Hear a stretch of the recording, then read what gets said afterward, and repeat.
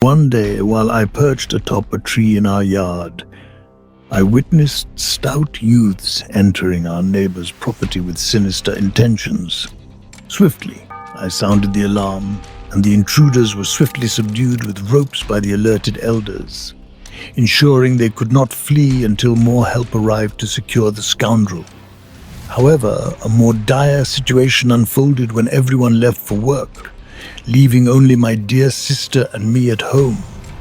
Without warning, 2 men and a woman invaded our solitude, seizing us both. They bound our hands and led us away until nightfall, when they finally unbound us, though we were too distressed to eat. Our journey resumed at dawn, and despite an offer of food that evening, we declined, finding solace only in each other's embrace, comforting one another with our tears. This small comfort was short-lived. The following day they separated me from my sister, plunging me into despair. I cried incessantly, eating only when food was forced upon me. Days later, I found myself under the care of a chieftain in a pleasant land.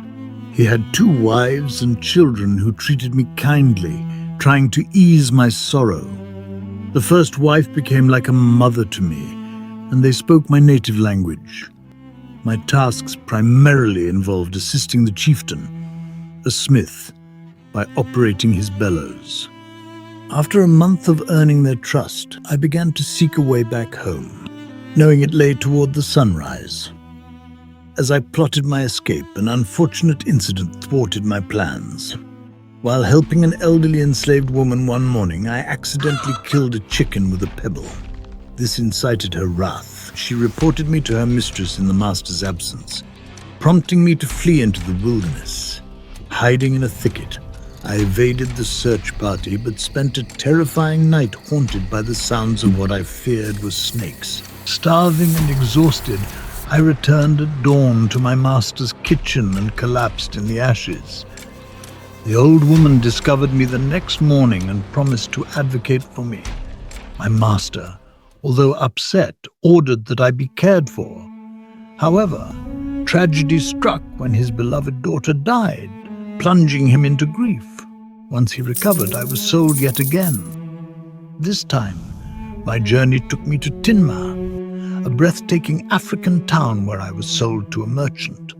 Shortly after, I encountered my sister again, which brought us a brief respite from our suffering as we spent the night together, enveloped in each other's arms. But joy turned to despair when she was torn away from me once more. I continued my journey through various regions, each with distinct customs and languages, but united in their reliance on agriculture and warfare. The coastline eventually brought me to a slave ship, where I was convinced I had entered a realm of evil spirits.